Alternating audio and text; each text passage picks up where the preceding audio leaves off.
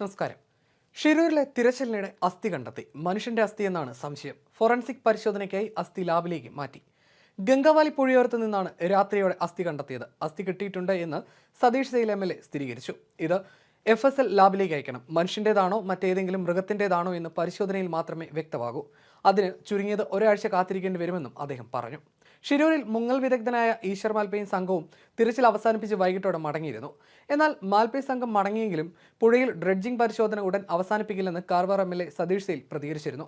Dredging എത്ര ദിവസം വേണമെങ്കിൽ തുടരുമെന്നും അദ്ദേഹം പറഞ്ഞു. അതേസമയം വിവാദങ്ങൾ പാടില്ലെന്നും ഈശ്വർ മാൽപ്പയുടെ ജീവന് ഭീഷണിയാകുന്ന തരത്തിലുള്ള തെരച്ചിൽ വേണ്ടെന്നുമാണ് അർജുന്റെ സഹോദരി അഞ്ജു പറഞ്ഞത്. ഒരു കാരണവശാലും ഡ്രഡ്ജിംഗ് നിർത്തിവെക്കേണ്ടി വരരുത്. നാവികസേന മാർക്ക് ചെയ്ത് നൽകിയ സ്ഥലങ്ങൾ കേന്ദ്രീകരിച്ച് കൃത്യമായ തെരച്ചിൽ വേണം. അതാണ് ഇനി ഉണ്ടാകേണ്ടത്. അതിന് ഏകോപന സംവിധാനം ജില്ലാ ഭരണകൂടം ഒരുക്കണം. ഇനിയും 8 ദിവസം ഡ്രഡ്ജിംഗ് തുടരാമെന്ന് ജില്ലാ ഭരണകൂടത്തിന്റെയും MLAയുടെയും ഉറപ്പുണ്ട്. വലിയ മണ്ണിടിച്ചിലുണ്ടായ സ്ഥലത്ത് പല ലോഹവസ്തുക്കളും കിട്ടാം. അങ്ങനെ പലതും മുങ്ങിയെടുത്ത് സമയം കളയരുത്.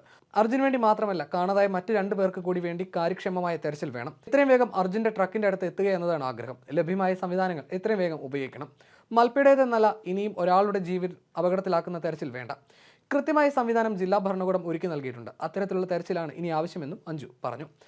അതിനിടെ ഈശ്വർ മാൽപ്പയ്ക്കെതിരെ കാർവാർ MLA സതീഷ് സെയിൽ നിരവധി ആരോപണങ്ങളായിരുന്നു ഉന്നയിച്ചത്. മാൽപ്പെ എല്ലായ്പ്പോഴും ഭരണകൂടത്തെ കുറ്റം പറയുകയാണെന്നും ഫേസ്ബുക്കിലും യൂട്യൂബിലും ആരാധകരെ സൃഷ്ടിക്കാനുള്ള ശ്രമമാണ് നടക്കുന്നതെന്നും MLA ആരോപിച്ചു. വെള്ളത്തിൽ മുങ്ങിയുള്ള തെരച്ചിലിന് അനുമതി നൽകാത്തതിനെ തുടർന്നാണ് മാൽപ്പയും സംഘവും മടങ്ങിയത്. ഇനി ഷിരൂരിലേക്ക് ഇല്ലെന്നും ഉടുപ്പിലേക്ക് മടങ്ങുകയാണെന്നും അറിയിച്ച മാൽപ്പെ അർജുന്റെ കുടുംബത്തോട് ക്ഷമ ചോദിക്കുന്നുവെന്നും കൂട്ടിച്ചേർത്തിരുന്നു. കാർവാർ SP നാരായണ മോശമായി സംസാരിച്ചുവെന്നും ഡ്രഡ്ജർ കമ്പനിയുടെ ഭാഗത്തു നിന്ന് അനുകൂല സമീപനം ഉണ്ടായില്ല എന്നതുമടക്കം ആരോപിച്ചാണ് മാൽപ്പെ ദൗത്യം അവസാനിപ്പിച്ചത്. പോലീസ് താൻ ഗംഗാവലി പുഴയിലിറങ്ങി പരിശോധിക്കുന്നത് തടയുകയാണെന്നും അതിനാൽ മടങ്ങുകയാണെന്നും ഈശ്വർ മാൽപ്പെ മാധ്യമങ്ങളോട് പ്രതികരിച്ചിരുന്നു.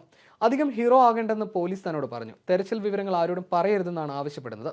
ഇനി ജില്ലാ ഭരണകൂടം കത്തിലൂടെ ആവശ്യപ്പെട്ടാൽ മാത്രമേ വരൂ എന്നും ഈശ്വർ മാൽപ്പെ വ്യക്തമാക്കി.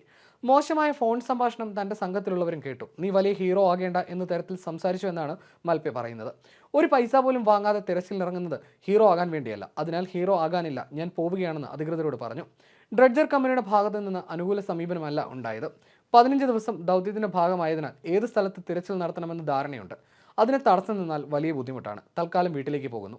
കൂടുതൽ കാര്യങ്ങൾ പിന്നീട് തീരുമാനിക്കും. അർജുന്റെ അമ്മയടക്കമുള്ളവരോട് മാപ്പ് പറയുന്നുവെന്നും ഈശ്വർ മാൽപ്പെ പറഞ്ഞു. MLA മാത്രമാണ് പിന്തുണ നൽകിയതെന്നും അദ്ദേഹം കൂട്ടിച്ചേർത്തു. ഡ്രഡ്ജർ ഉപയോഗിച്ച് മണ്ണ് നീക്കി പരിശോധന നടത്തുമ്പോൾ അതിന് സമീപത്തായി വെള്ളത്തിൽ മുങ്ങി പരിശോധന നടത്താനാവില്ലെന്നായിരുന്നു പോലീസിന്റെയും ജില്ലാ ഭരണകൂടത്തിന്റെയും നിലപാട്. അതുകൂടാതെ ഡ്രഡ്ജർ എത്തിച്ച ഗോവയിലെ കമ്പനി ഒരു ഡൈവറെയും ഷിരൂരിലെത്തിച്ചിരുന്നു. സർക്കാർ നിയോഗിച്ചിട്ടുള്ള സംവിധാനങ്ങൾ മാത്രം അർജുൻ ഉൾപ്പെടെ മണ്ണിടിച്ചിലിൽ കാണാതായവർക്കായി തെരച്ചിൽ നടത്തിയാൽ മതിയെന്ന നിർദ്ദേശത്തെ തുടർന്നായിരുന്നു മാൽപ്പെ മടങ്ങിയത്. ഷിരൂർ ജില്ലാ ഭരണകൂടവും അർജുന്റെ കുടുംബത്തിന് വേണ്ടി തെരച്ചിലിനിറങ്ങിയ മാൽപ്പയുടെ സംഘവും തമ്മിൽ തുടക്കത്തിൽ അഭിപ്രായ വ്യത്യാസങ്ങളും ഉണ്ടായിരുന്നു.